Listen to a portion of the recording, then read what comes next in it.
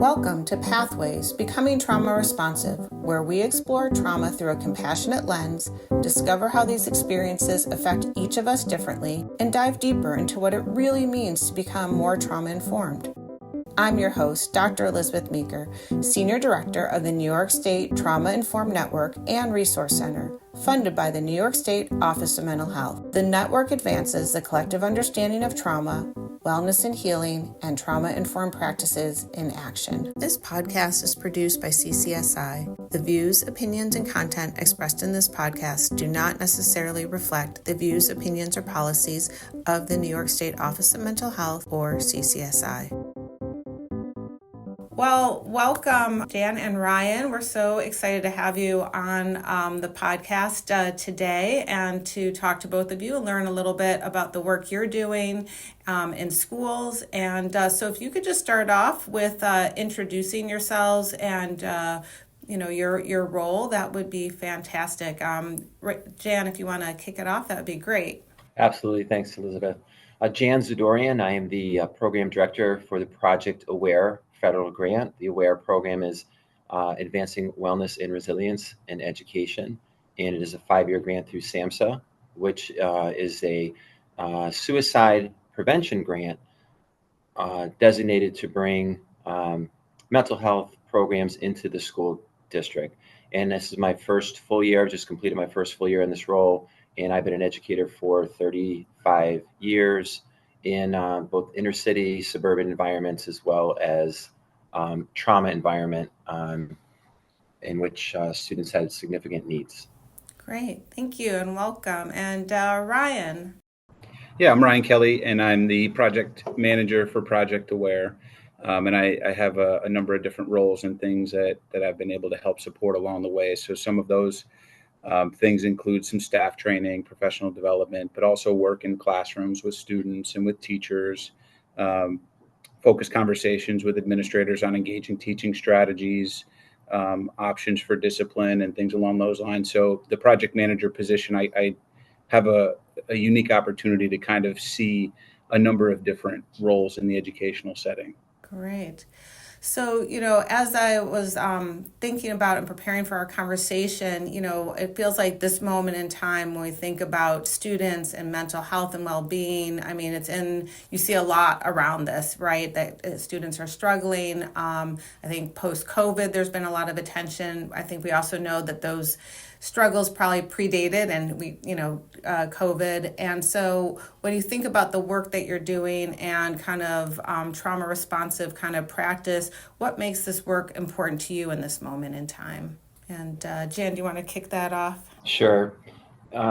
In my experience as an educator, it's really always been about when I've seen successes, whether it's programmatic, systemic, or individual classrooms, coaching, it's relationship building with students. And at the heart of trauma awareness, trauma informed and trauma aware, the importance of having a trusted adult for students becomes so much more prevalent and needed and required, especially with the needs, whether it's pre-COVID or post-COVID, with so many factors that impact young adults' lives, especially cell phone usage and social media and things like that. So, I've been speaking with a lot of administrators and a lot of school districts about the importance of school districts having a foundation of trauma awareness and staff being trauma informed within the school as a foundation. I think without that, we're missing the critical piece that can help connect the curriculum to the mental health components and the basic needs of students.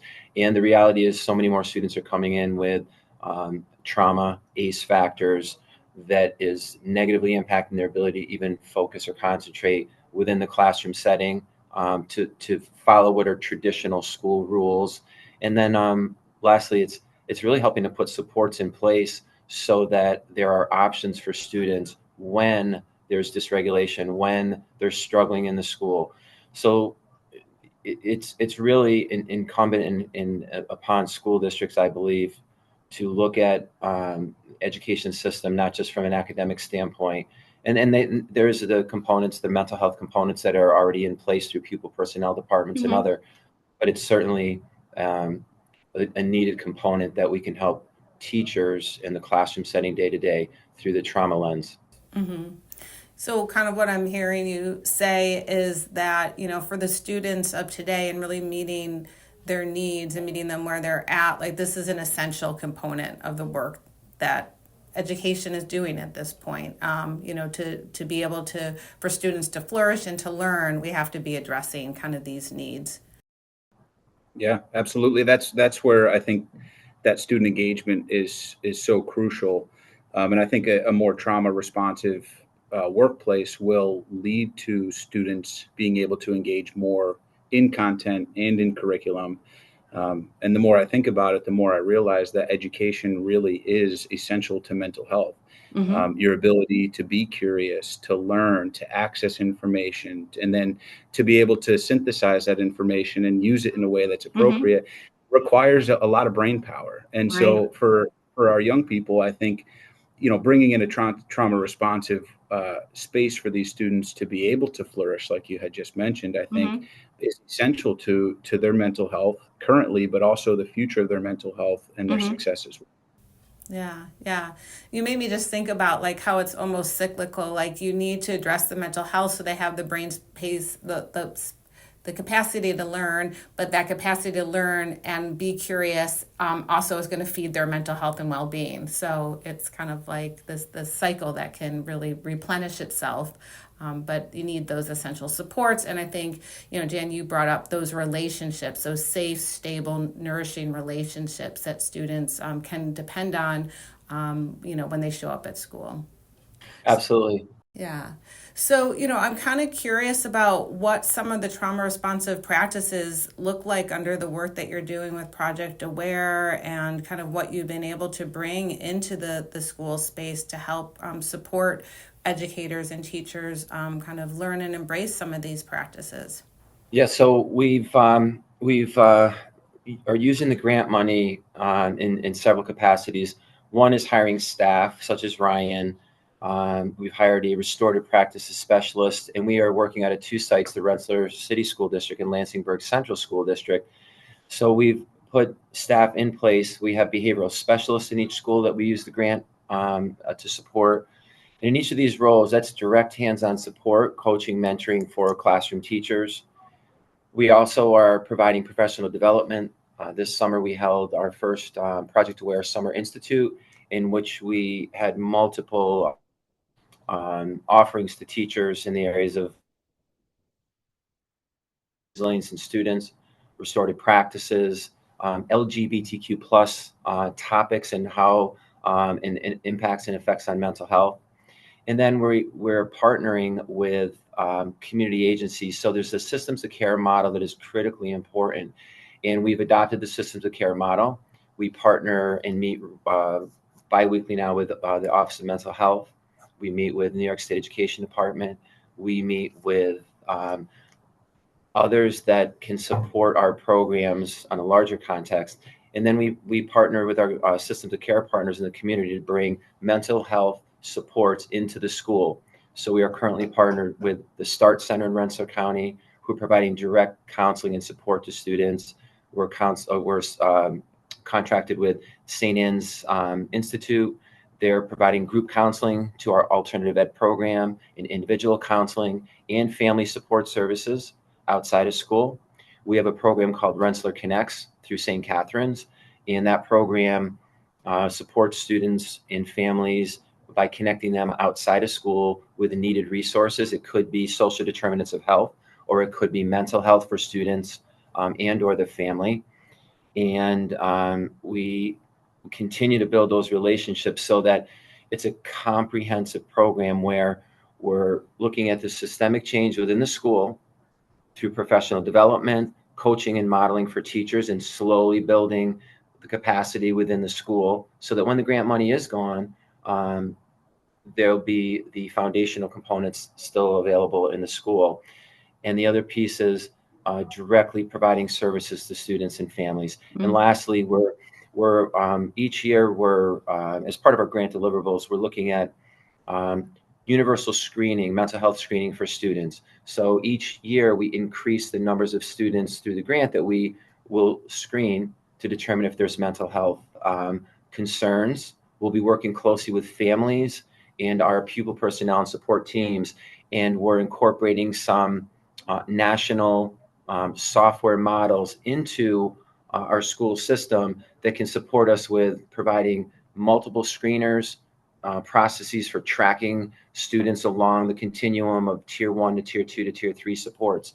So we feel like we're really at a piloting stage, but also I think we're really implementing and being able to assess some of the models that we put in.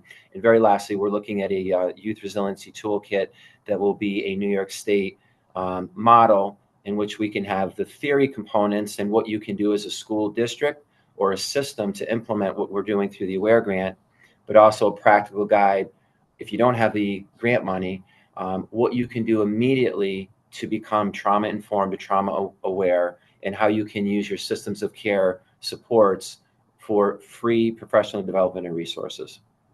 Wow. Yeah, I want to add on to that, because Sure. along those lines, I mean, when we think about what this work looks like in schools, I think it's also important to recognize that there's strain and there's experiences that teachers have coming into these trainings and these things as well. So making sure that we're really highlighting what are the needs of everybody in the district, right? And so that really takes a top-down approach, and one that requires modeling. And I think about the conversation that you and Deb Faust had on the last episode, and talking about how systems change really requires healthy people. That line stood out to me. And so it's important to also recognize the fact that the educators, the administrators, all the adults in the building as well have needs, have maybe unresolved traumatic experiences or things that really impact the way that they show up on a day-to-day basis as well. So, along with all of the systems approaches that we're taking, I think it's also really important to highlight the fact that it takes healthy cultures and healthy mindsets and healthy relationships to really accomplish this work as well. Yeah. Thanks, Ryan, for adding that. I just love from, kind of what you're describing, this it's very holistic approach. Like you're looking at the whole school community, so students are supported by the adults around them. And so they need healthy adults, right? So both school personnel and making sure their needs are being supported, that the workplace supports their well-being, but also hearing in terms of looking at needs, you're not just looking at the students' needs in isolation. I hear that you're also really thinking about the family and making sure as you're connecting with services and supports, you're looking at that, from the needs of the family. I heard you say, Jan, like the social determinants of health, right? So what does that family need to be well and healthy, so that student can really, be able to show up to school well and healthy. So really that whole comprehensive approach. Yes, and we've also partnered with the Healthy Alliance Unite Us platform, and they are, for those who are not familiar with them, they are they provide a platform in which, through the Unite Us platform, that you can refer students to that platform, and through that platform, they have a coordination center where they can find and connect families with specific resources that are needed. And again, it could be mental health, but it could be housing, it could be food, it could be clothing and other. And through that relationship and others, what we're really trying to do within the school system, and this has happened to so many amazing educators out there, and what has happened in schools because of, again, whether it's post-COVID, just the increasing needs of students and the challenges and the complexities outside of school, we've become very reactionary, not on purpose, but the reality is there's crises that are happening in the moment, and there's a lot of reactionary responses which are needed in the moment. And what we're really trying to do is change that paradigm and shift that to becoming a proactive approach, where we do have our social workers, the talented social workers and psychologists and counselors in the school, in classrooms, working on the same types of programs that we're implementing, social emotional learning programs, coaching and teaching and mentoring, working on behavioral plans for whether classrooms or teams, helping teachers to, look, to have that trauma lens, even if their experiences may not lend themselves to the experiences maybe of a school counselor or psychologist. Mhm. And through that, you have the peer-to-peer teaching. So that's a real goal of ours. And I know it's going to be a slow process because it's systems change, but it's also, it's really needed because getting the talented expertise of your pupil personnel teams, psychologists, social workers, and others out into classrooms where they're proactively delivering programs is exactly what we're trying to do with the Aware grant money by hiring additional staff. Yeah. So really trying to move the dial to move more upstream where you can be more in that preventative space, early identification of needs instead of, kind of waiting to someone is really kind of struggling and at higher risk. Or as you said, like you get to a place where you have to be more in a reactionary mode. Yeah. Yep, exactly. Yeah. Yeah. That Yeah. proactive approach really, I think to it also, there's, if we can find ways to really empower the people in the building to be able to attend conferences and professional development and then be what we call champions Mhm. of that work that then radiates into the workspace. When you identify those people who really are champions of this work, you start to create sustainable models because that person who is now a champion in that field, who is then practicing these things, when the grant money might be gone and the people and the personnel who are involved in the grant are gone, that person is still in the building, in the district with the knowledge and continually building on that. And so that's a really big component of this as well, is how do you empower the people in your organization to take these things on and help others recognize the needs and the potential that these things have. Yeah. So I'm curious, Ryan, have you, kind of seen those early adopters kind of step up and those champions start to emerge? Absolutely. Yeah. Mhm.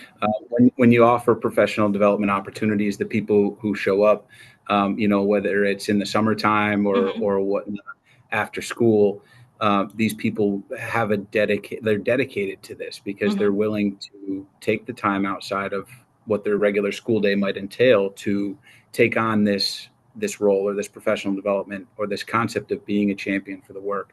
Mhm. And there's a lot of them. There are people who are eager to move this work forward. Mhm. So we're looking at ways that we can really empower them to continue to build their knowledge, and then make it applicable for the staff as well that surround them and that they work with, Mhm. which then impacts the students Yeah. ultimately. And that's what we're really trying to get at, is how do we create those opportunities for the students to learn from adults, and from the adults to learn from adults, and from Mhm. the adults to learn from the administration. It has to be completely embedded within the system. But yeah, we are absolutely finding champions of this work, and it's very inspiring.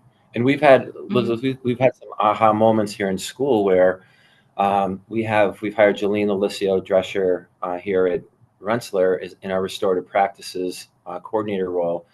And it's a new position. Not many school districts have this position, and we're working with John Rice, who's an expert in restorative practices through the Office of Mental Health, who's coaching and mentoring Jolene, as well as Justin Simon, who's her counterpart in Lansingburg.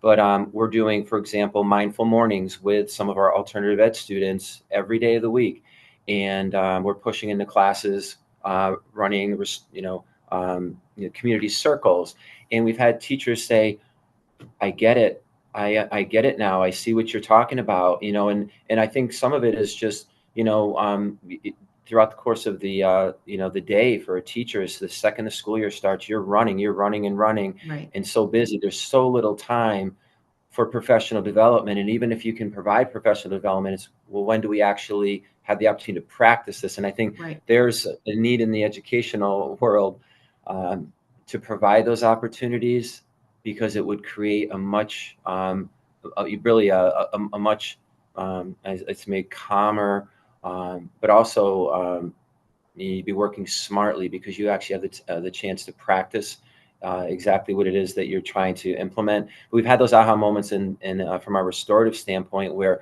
we now have not only teachers leading circle groups, we've had students leading circle groups. Oh, it's So the students are buying in, the teachers are buying in. This is small scale and it's piloted, but you can see over time, if you commit to it and you have everyone on board, that you can embed these practices foundationally, and then you have systems change, and then you can look through a trauma lens for your school district, as opposed to just a little bit here, a little bit there, which really doesn't get the entirety of the needs met for all the students.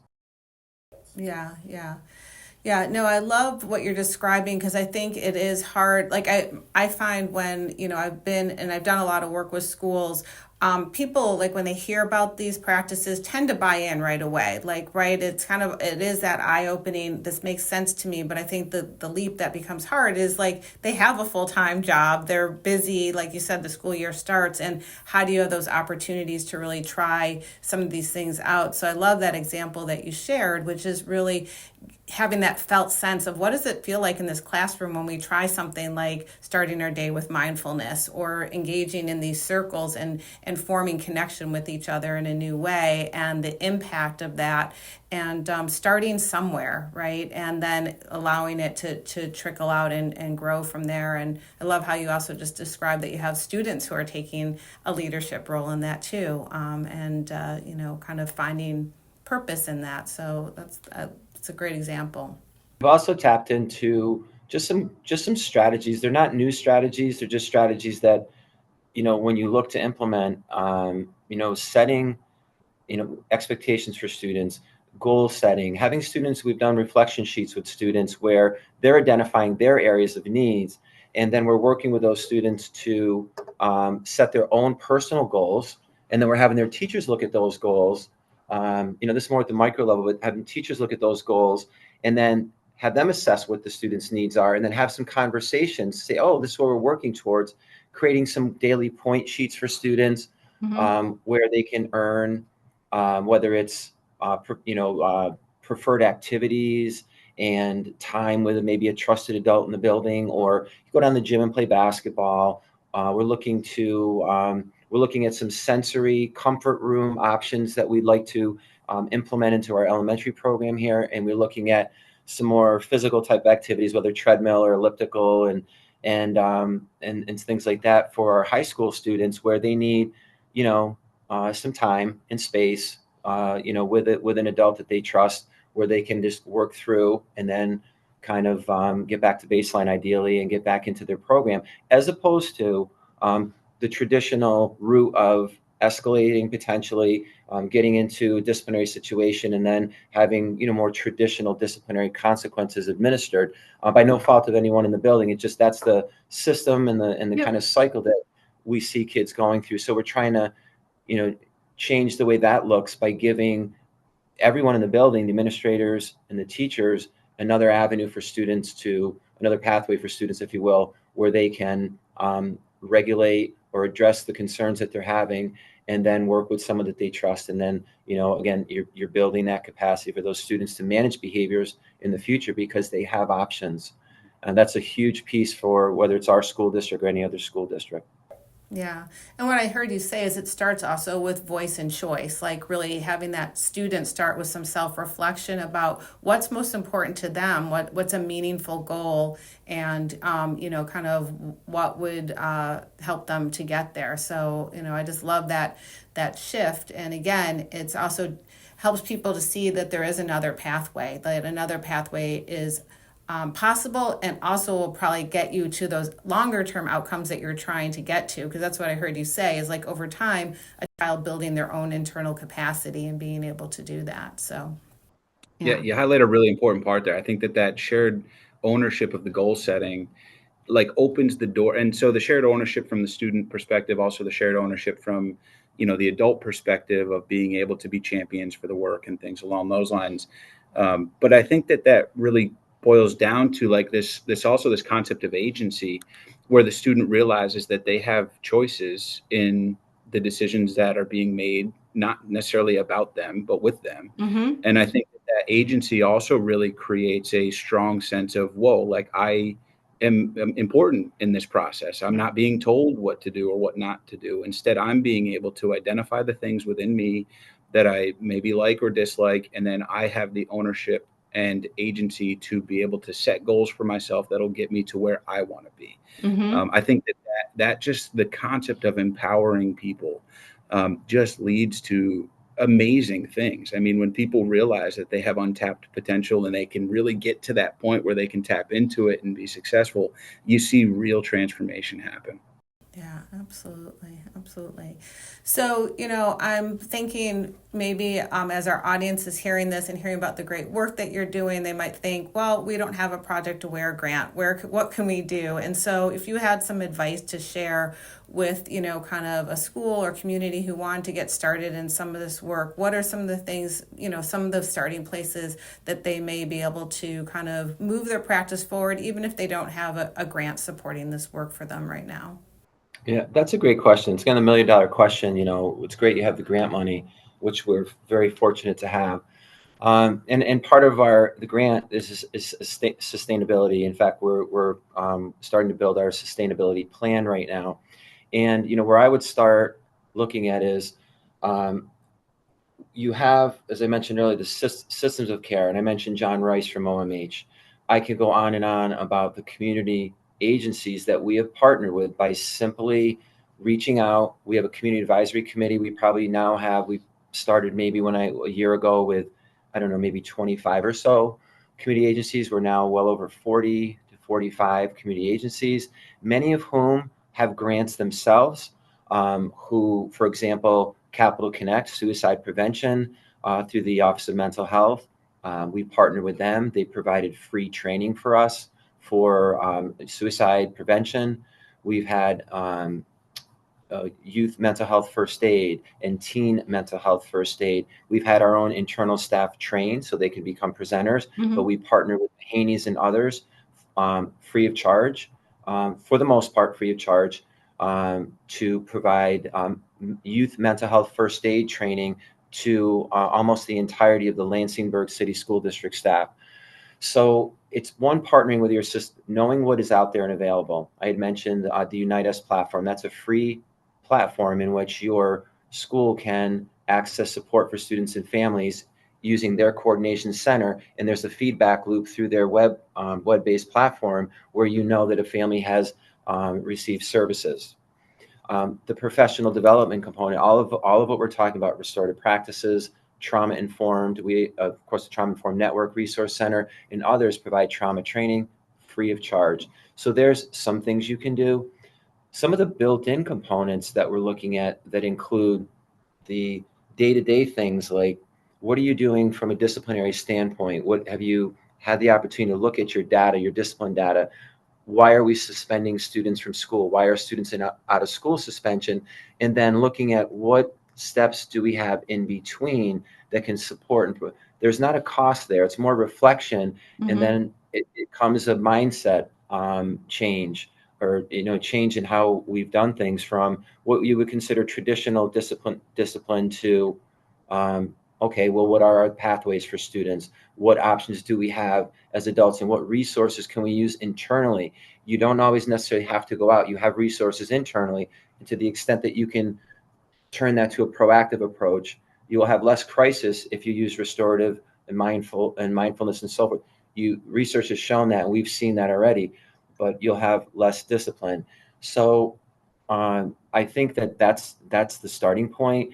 The other piece is, most school districts have a grant writer, or they contract with their local BOCES or work with the local BOCES to search for grants. And that's another avenue where you can get support. The program I mentioned earlier, the Rensselaer Connects program, we are contracting with St. Catherine's. Our counterparts, Joe Otter is a counterpart in Lansingburg. Joe and the Lansingburg School District have 3 of those positions through grant funding that they have in place, one for each of their buildings at that school. So no cost to the district through grants. So there's another avenue to look at. But as I said, we're going to be putting together a kind of how-to as part of our toolkit that doesn't require funding initially, and then some other avenues where you can reach out and look for funding. Yeah. Ryan? Yeah, no, I want to echo the idea of like really leaning on the community and what supports do we have. That's one thing I really appreciate about the work that y'all do over at the 10RC is I've been to events where it's not just educators, it's healthcare workers, it's other people in the community who are all having these conversations. And I think it really takes a full network of people, a community of people to accomplish the things that we're looking to accomplish and to make our situations for people more trauma informed. And going beyond that, when looking at school systems, it's really important that it's a culture that really is throughout the entirety of the district. It can't happen in pockets. It might happen in pockets to start, but it has to get to the point where it's a culture and not just another thing, right? And we hear that a lot in education. But when we can get that buy-in from the top, right, from the administrators to say, okay, I see how important this work is, that translates into the work that's done with the teachers, and it's modeled with the work done with the teachers. And when it's modeled with the work done with the teachers, then it's modeled down to the students. And so it has to be a collective agreement on that, right? And lastly, just thinking about, how do we enact some of these things, or how do we find these things? If we form teams and start holding conversations, and then we can empower the champions to really take on some of this work and impact and influence other people. That's an important piece. But there's one thing that we didn't really talk about much today, and it's also empowering the students. They have phenomenal ideas. I love the work that I get to do with students because their ideas are so creative and so valuable. And so the student voice, especially when I work with districts, what I've noticed is that a lot of times the leaders or the administrators listen very closely to what the students have to say. So if there's a way that you can involve students in the decision-making process and these things that we want to see in our schools and school cultures, you're going to find a pathway to success by empowering those young people to also be a part of the conversation. Yeah. Sorry, Elizabeth, to Ryan's point, someone has to simply say, we will be trauma informed, and that's where you start. Because I've been talking about this for years, whether a city, school, urban setting, or suburban setting. You have to make that decision, and it doesn't mean you have to do everything at once, because it can be overwhelming. And I think we have the luxury, if you will, with the grant, but because we were able to fund some positions through the grant. But we're piloting programs. We're reflecting on what we're doing really for best practices, and you can make very small change. We always say it's one student in time. Instill hope, build resilience, create pathways to success, and that is how we look at what we're doing. We're not trying to change the entire school system, because systems change. It's very challenging and takes time. Yet changing one classroom, changing the perspective of one student, that's one life that we've positively impacted. And that's really at the foundation. But leadership in school districts or wherever organization, you just have to simply say, this is what we're going to be. We choose to be this. Why? Because it's in best interest of every student that we work with. And that's the heart of our mission. And then you begin to use the many talented people that you have internally to challenge them to go out and find some resources, to create a small program, to be a champion, a coach, a mentor, and then it becomes systemic. And that's there you build upon that. So I think that's really at the heart of what I would suggest to anyone to do. It's not that in itself isn't earth shattering. It's a strong statement about who you are as an organization. And from there, if everyone knows which direction they're going, they're going to move in the same direction together. Right. Yeah. So, I mean, I think you just offered so many good, accessible things that people could kind of move forward. But what I really heard is just setting that North Star, that commitment, really looking at what are your already existing resources and assets, both internally and externally, that importance of relationship, again, both internally and with external partners, and also tapping the gift that you have right there in front of you, which is students, because, Ryan, I heard you say they have so many ideas and passion, and, they want their world to be a good place too, right? And so tapping into that as a resource, and, partnering with students about what is the community and culture we want here at our school, and how can we work to achieve that together? So such good advice from both of you. And I just want to thank both of you for your time, today. And, so happy when I met both of you at 10RC on tour and learned about the work that you're doing. And, I hope that we can continue to kind of learn from you as you continue with Project Aware going forward. So thank you so much. Yeah, thank you, Elizabeth. And the work doesn't happen in silos, and there's a lot of amazing people we've been able to partner with, including yourself. There's amazing teachers at both Rensselaer and Lansingburg, amazing social workers, amazing administration. So, yeah, I just want to shout them out as well, and we really appreciate this opportunity to talk. Absolutely. Great. Thank you so much. Great. Thank you. Thank you for joining us today. Please visit our website, traumainformedny.org, for additional trauma-responsive resources, events, and training opportunities. Subscribe to our podcast to be notified when our next episode is released.